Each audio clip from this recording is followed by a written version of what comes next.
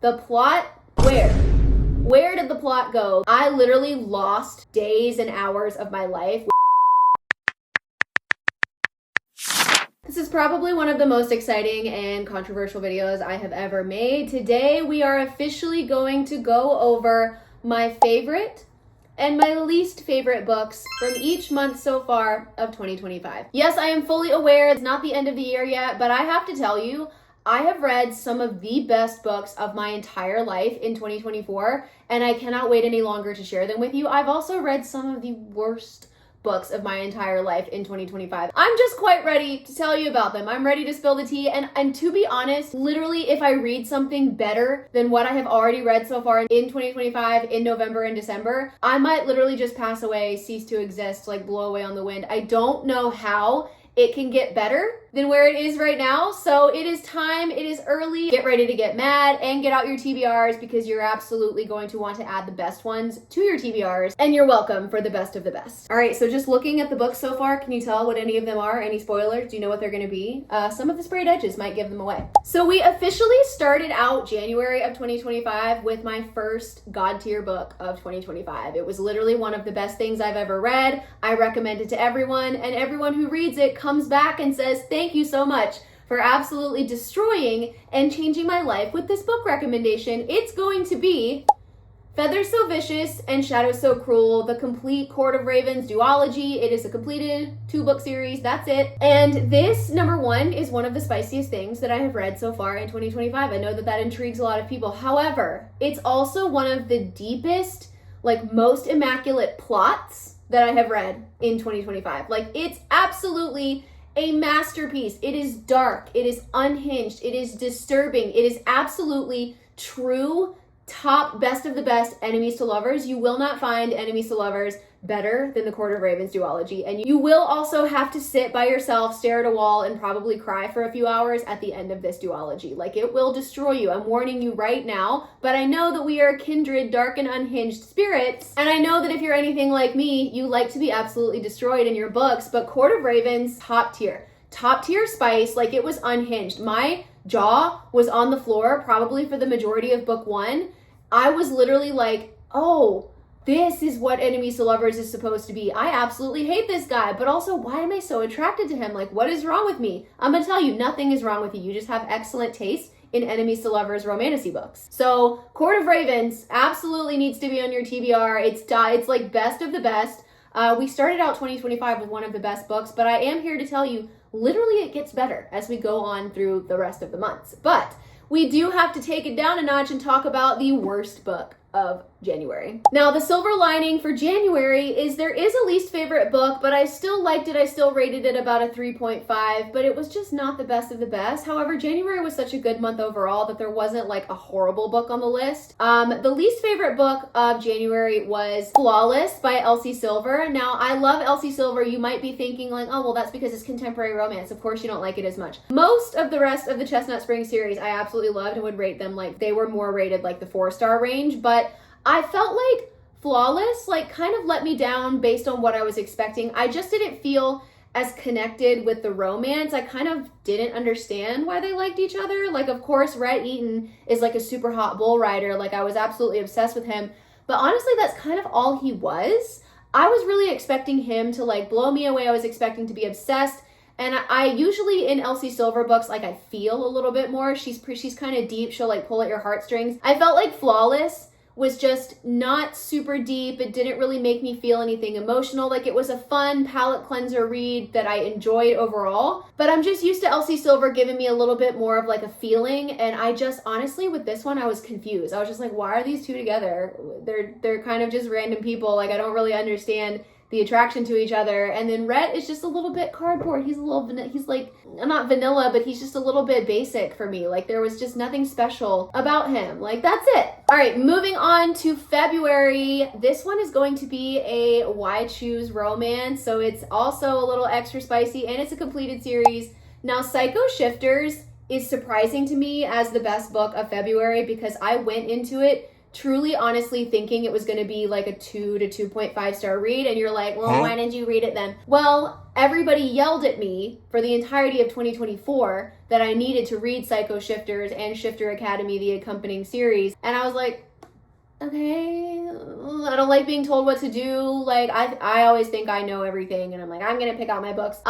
But you guys were absolutely right. Psycho Shifters, immaculate, 5 star, series 5 star. The end of this book, the plot twist literally like changed my rating of the book. Like, it was a really good book. It was funny. It was interesting. It's got like shifters and enemies to lovers, and there are 4 MMCs in here. Yes, we're gonna get spicy time with all 4 of them with each other. I'm pretty good at sniffing out a plot twist. I truly did not see this plot twist coming, and I'm really glad that no one spoiled it for me before I got to the end, because it was the most satisfying plot twist, jaw on the floor moment that I had in February. So of course this has to be at spot number 1. Now, Jasmine Moss, if you've read anything by her, she wrote the really popular series this year, Blood of Hercules and Bonds of Hercules, which just came out. She is comedic writing gold. It's hilarious. There are characters, side characters, and even the main character. The inner dialogue, the inner monologues in here are just like absolutely hilarious. There is a moments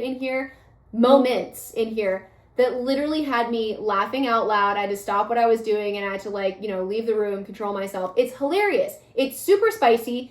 It also has emotional damage, but then it's like super dark humor that like takes the super serious emotional damage and then makes you somehow laugh about it, which I just think is a special talent that Jasmine Moss has. So truly, this is like the trifecta. Funny, also will destroy your life, and then also has immaculate spice. Like, this is super good. So there are 2 contenders for the worst book in February. February, I was a little bit emo. I had 2 books that did quite literally send me into a rage.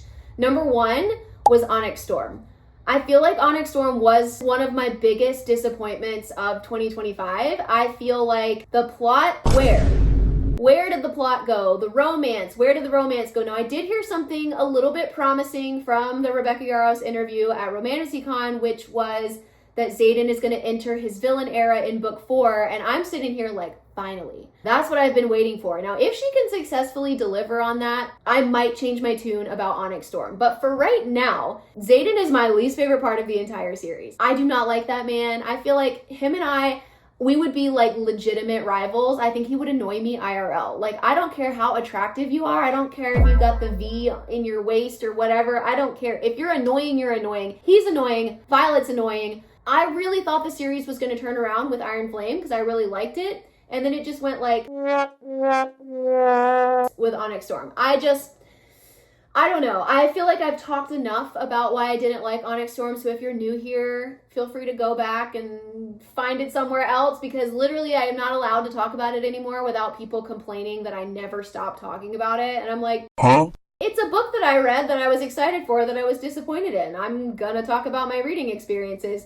And when we have to talk about the worst book of February, I gotta talk about the one that pissed me off the most, which was that one. However, I will give Onyx Storm a little bit of a pass because there was a book that made me more angry, like irate, physically angry. I literally lost days and hours of my life with Amid Clouds and Bones. Amid Clouds and Bones was, I've never been more angry that I didn't DNF a book in my entire life. Like, I did not like it. I did not like it. Listen, the premise, the skeleton was there, like the idea was really cool. I liked where we were going. The plot twists also were very interesting plot twists, but I feel like the writing and the layout and the way that we explained and did the plot twist was like completely missing the mark. Like, every time there was a plot twist in this book, I was sitting there like kept having to flip back and forth and was like, was that a plot twist? Because it was so like, it was like this. It was like,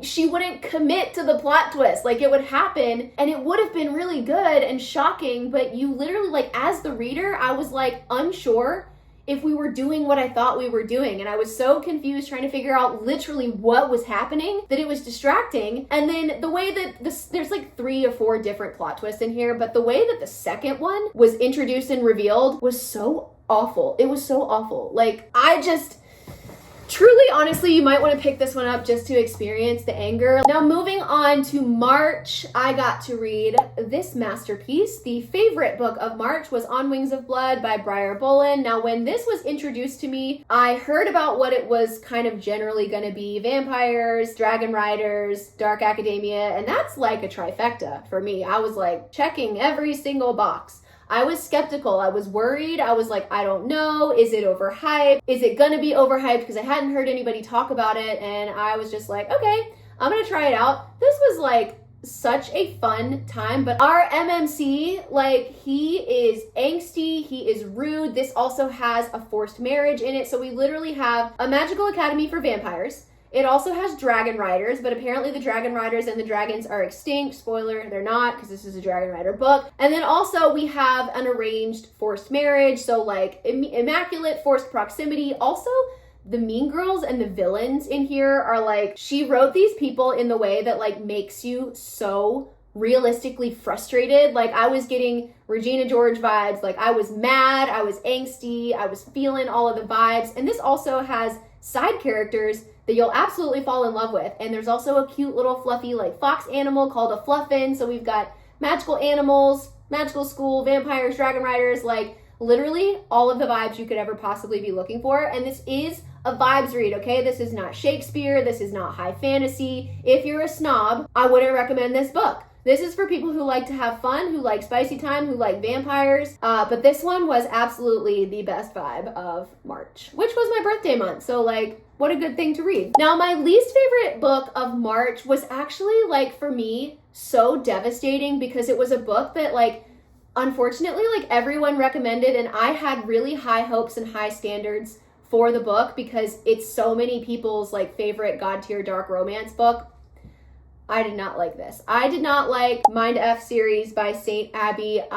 Now this is just kind of a personal preference. I have a few like actual criticisms of the book, but I feel like overall it's a me issue. I don't really like true crime. I don't agree that it is a dark romance. I don't think it meets the qualifications of a dark romance book. And I don't like how crazy, if we're gonna call it a dark romance, it was crazy insta-love, and I thought generally the romance aspect of it was super boring, unrealistic, unbelievable, and sleep-inducing. The biggest thing is I just don't like true crime. I don't like detective stuff. I don't like police-driven mystery. I don't like that. I did really think that the FMC was a badass. I really liked the FMC. I thought the MMC was just boring and vanilla. These two literally meet and see each other for 2 seconds, and suddenly they're in love. They're going all the way. You're meant for me. I'm going to be the person that I'm going to heal you. I'm going to fix your entire life. And I'm just like, that's so unbelievable to happen within the first like 200 pages of a series. It was not even the first 100 pages. Like, the romance is the most boring romance I've ever read about in my entire life.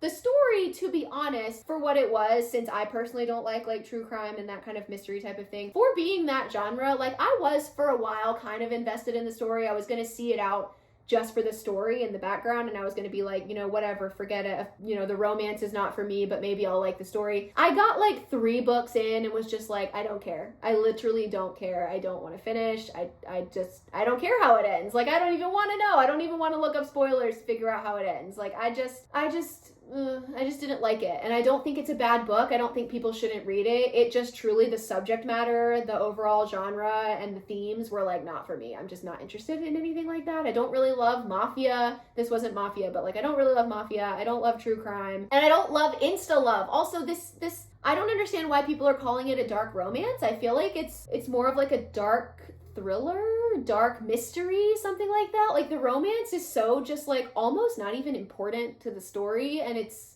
I don't know. I don't know. I didn't like it at all. Let's move on to April with my favorite book, which is, there are actually 2 favorite books that we have to talk about in April because they're 2 kind of completely different genres. So Romantasy is going to be Iron and Embers by Helen Schurer. Now, if you know me, you know I'm absolutely obsessed with the Legends of Thesmar series. It's a completed 4-book series, War College, Training, Man Bun, MMC, who's giving like Xaden but better.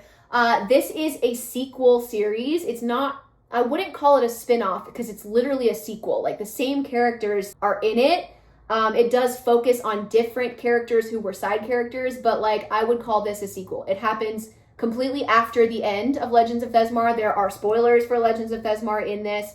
I definitely think you should read the entirety of Legends of Thesmar before you read this, because it's a sequel. It relies on you knowing the lore of the world for you to understand it.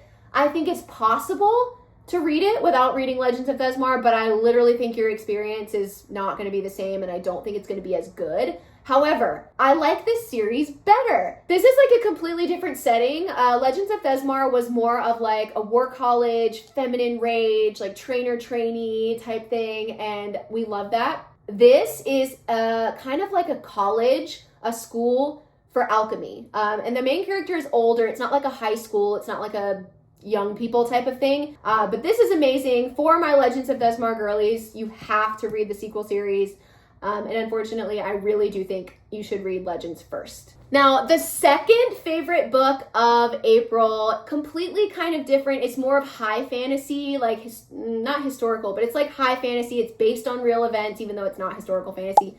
The Poppy War, God tier. It's a completed trilogy. Now, this is high fantasy, so it's not a romantasy. There's not really romance in here. There's not chili pepper, spicy time in here. This is like immaculate writing, immaculate plot, like world life-changing writing and story. So if you absolutely need romance and spice in your books, this is not going to be for you, but I am a plot-driven girly. This is what I crave. This is like amazing writing, amazing, like completely like flawed characters that you kind of hate while you're reading about them. And I feel like one thing, like as a millennial, we got some of the best like flawed characters, and that kind of came back out in this. Like Rune is like an absolutely hateable but also so relatable character, and this is based off of real events that happened in China and Japan.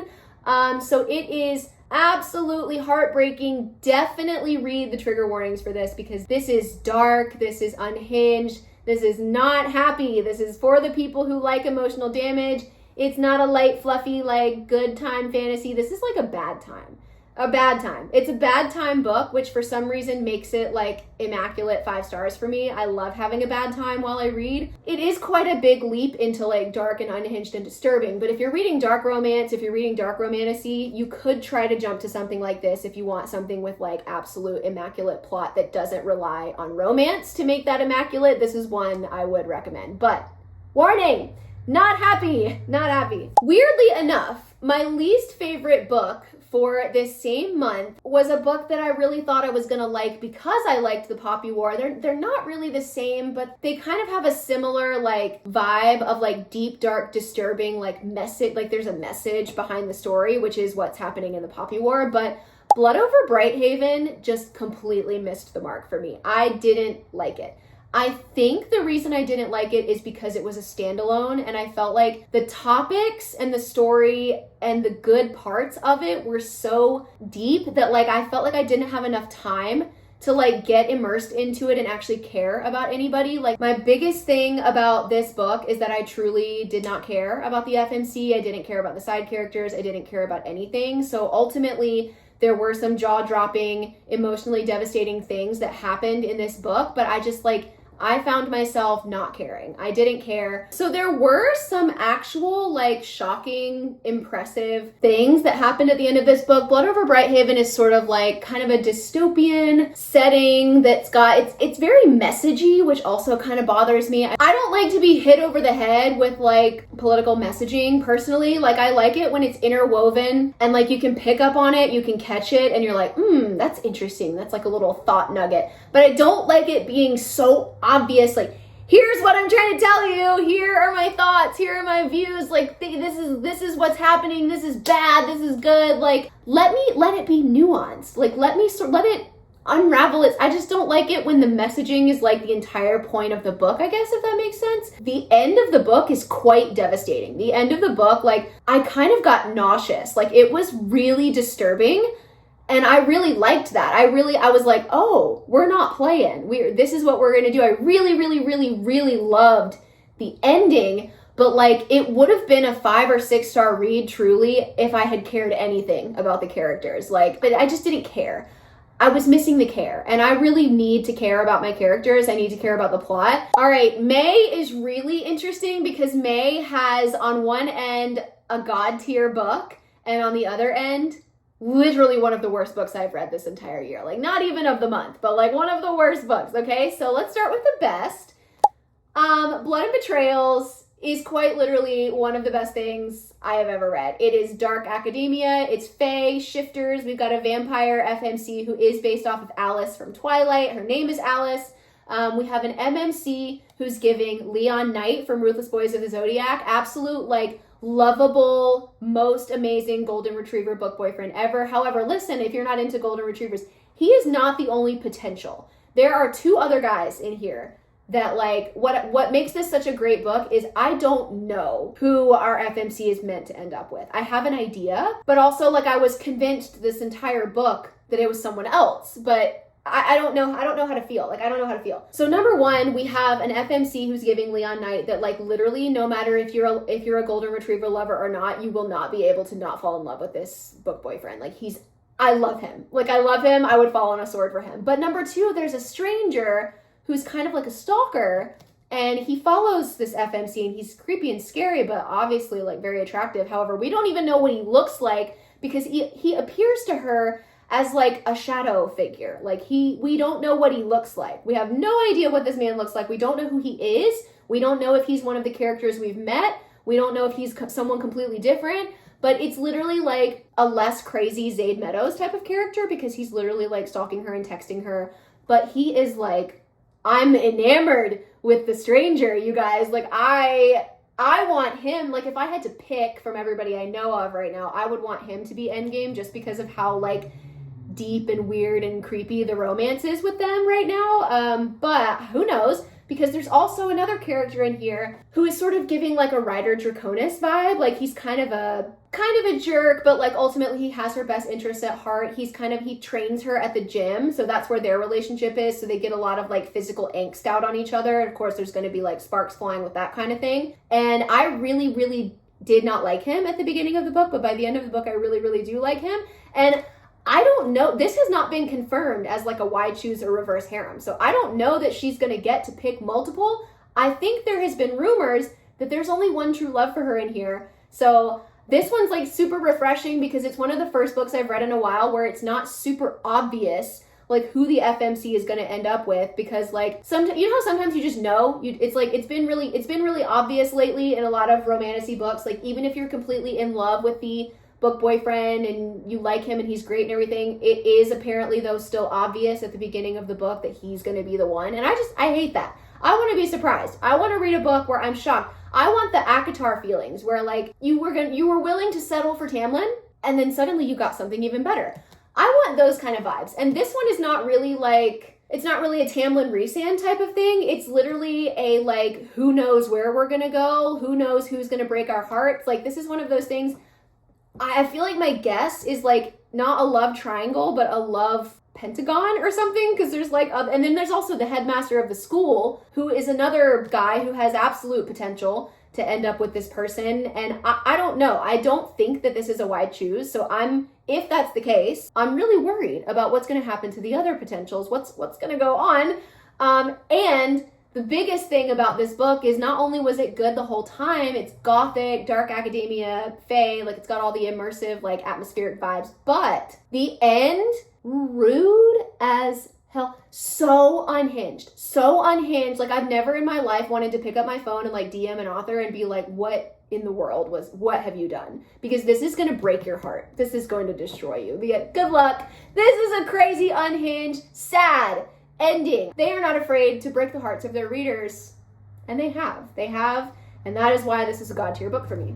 Now, moving on to the worst book, and this one, I feel like I saw it coming with how crazy popular and hyped it was.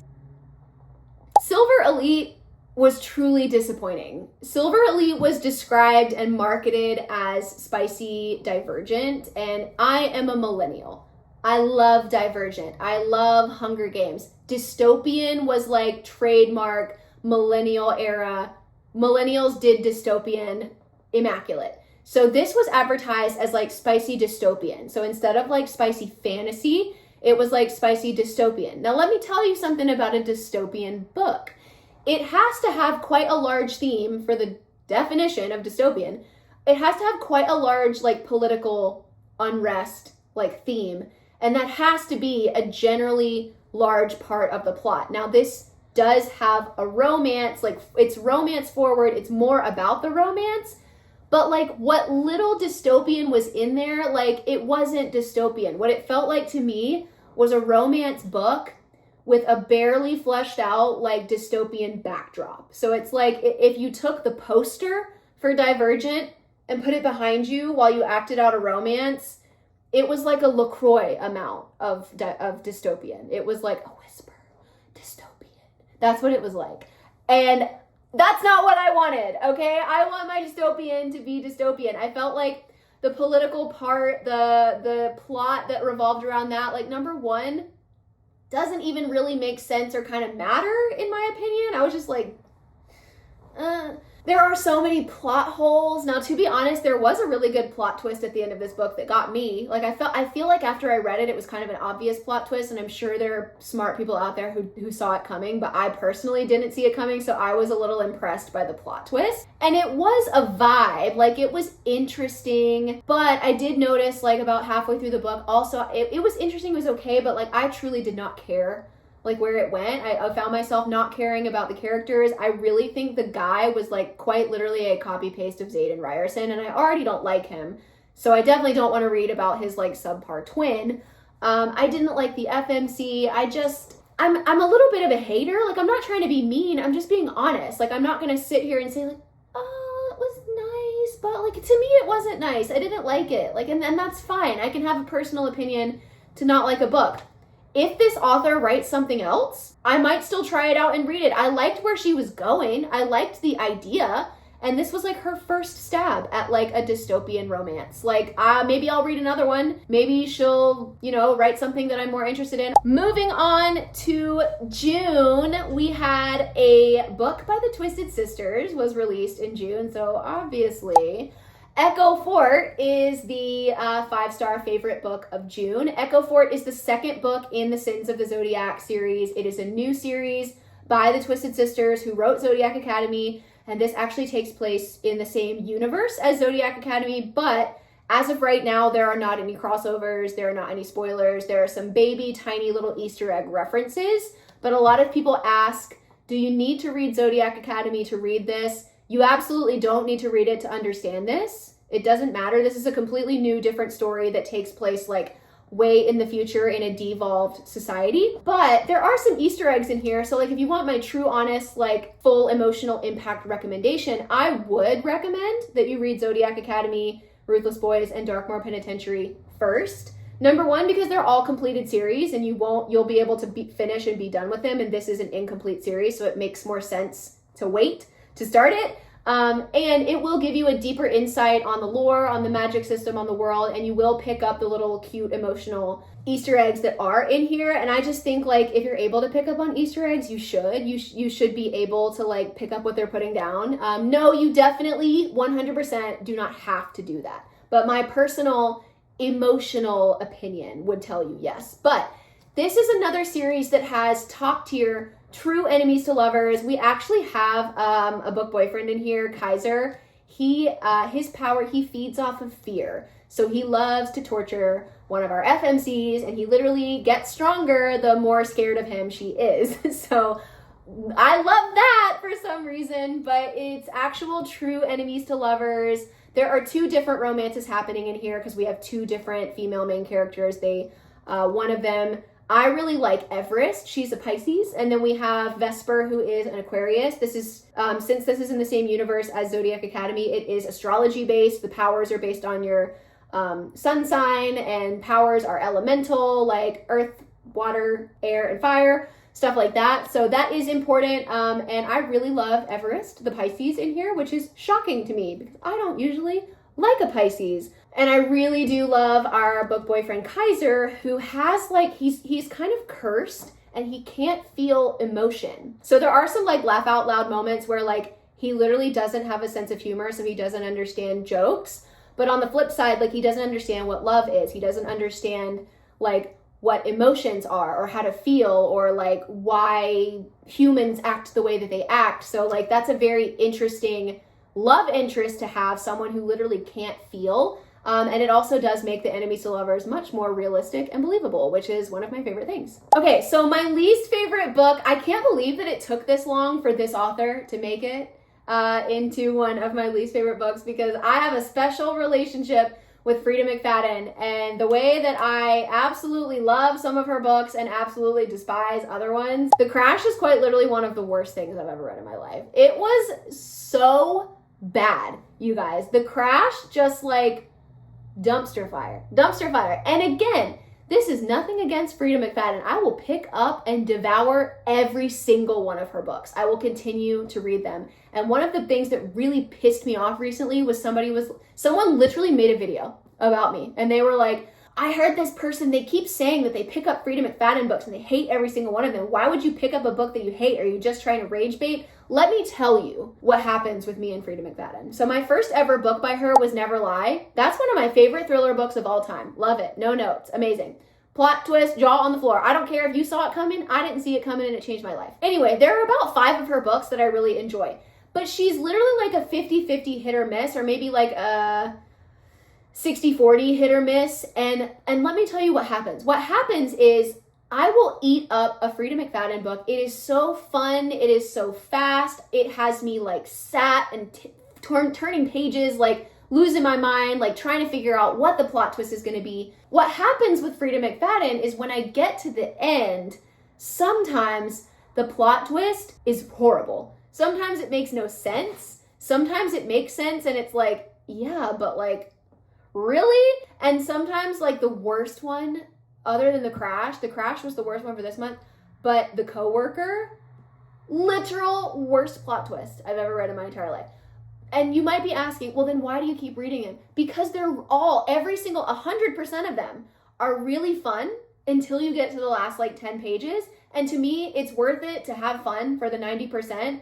And then ultimately when I get to the end, I'm like, oh yeah, that was actually really bad, and it taints the rest of the story for me because it's so horrible. All right, for July, we had another banger Dark Academia book, which was Arcana Academy. Arcana Academy was a book where I saw it floating around. Like I saw it was a release date. I saw that it was coming up. I heard a couple of people talking about it, and I was like, oh, I know this one's gonna be a 5-star read. I feel like it's gonna be really good.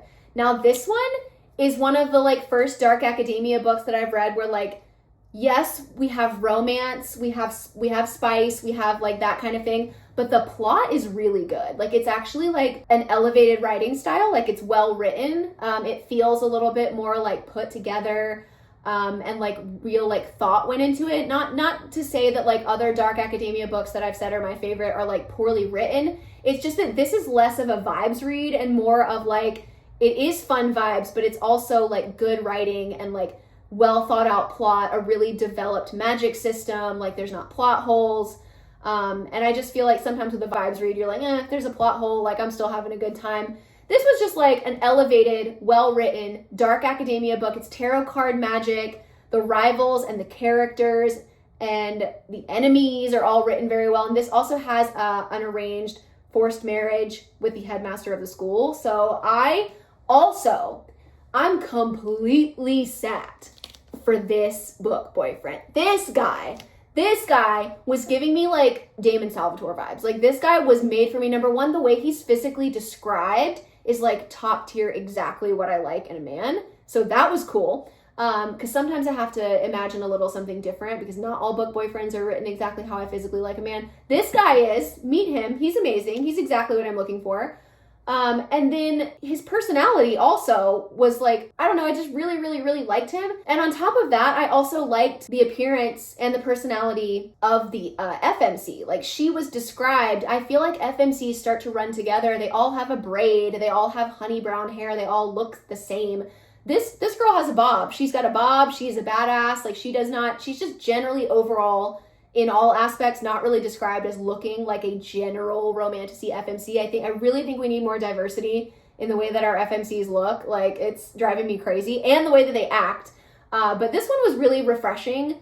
I really thought that this author took time to write appearances that were refreshing and different and individual. So I'm gonna remember them from this book. They're not sort of going to run into like every other long braided badass FMC from every other romantasy. Like these really stand out. And then we have the academy, and the academy also is very well developed. We have classroom time, we have professors, we have things that you want to see in a magical academy. I feel like a lot of the dark academia books that I've read, sometimes there's sort of like a splash of academia, and I'm like, no, I want full out Harry Potter classroom. I want to learn about the magic system with the students, okay? Like I want the full experience, and this one really delivered on that. Now what's really interesting is the worst book, in my opinion, of July was also a dark academia book.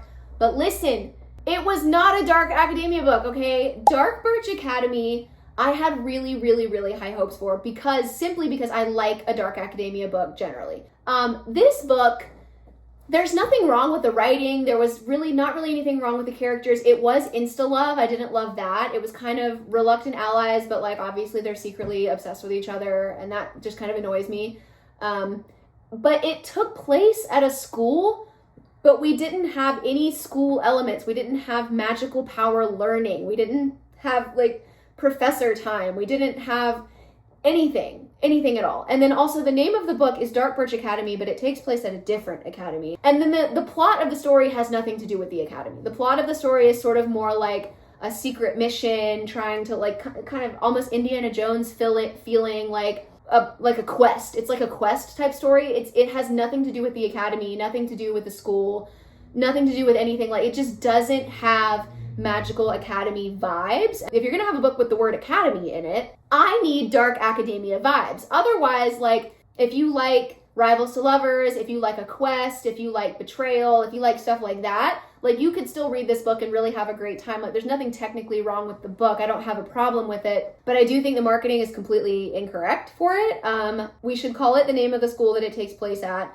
I also don't think it should be described as a dark academia. Personally, I'm super, like my whole personality is dark academia, so like I am gonna call out when a dark academia is not really a dark academia. So all right, we had a little bit of a tie in August as well because of two completely different genres that like broke the bar for me. So number one, we had one of the best tension, yearning, really well done slow burn books of the year, which was The Silversmith. This was one that I saw all over the book community. I was wondering, is it overhyped? What's the deal? Why is everybody talking about it? Absolutely not overhyped. This was like immaculate slow burn, immaculate like tension and relationship building, so that like when you get romance, when you get spice, it like makes sense.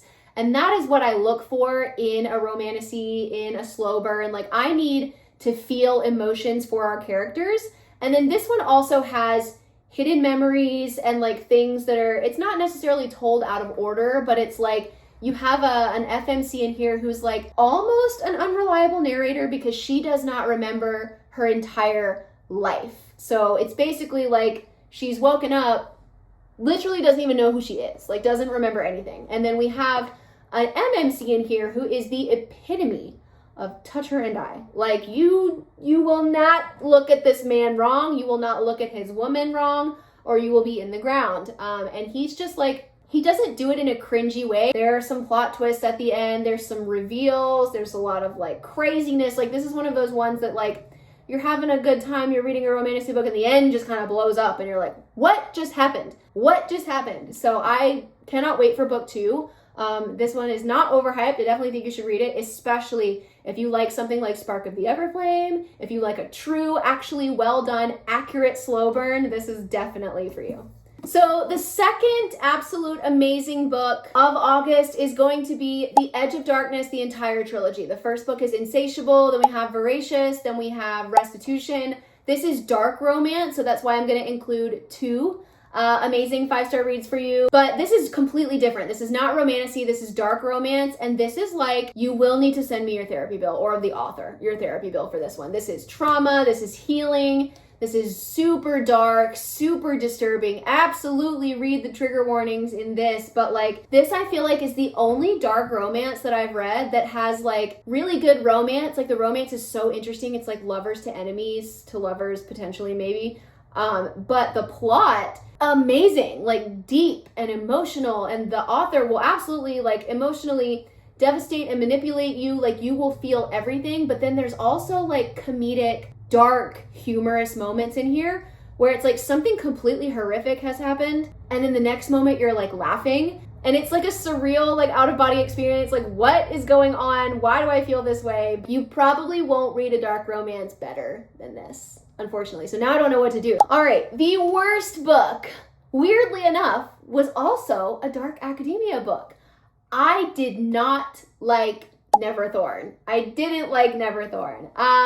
And it's really hard to explain because Neverthorn was kind of campy, kind of funny, sort of giving the like vibes of Zodiac Academy. However, it was too surface level. I feel like it kind of just too quickly checked all the boxes of like a spicy dark academia. Like, it did at least actually take place at a school. We did have academia, like, accuracy. But what was really weird about it is I kind of appreciated what the author was trying to do.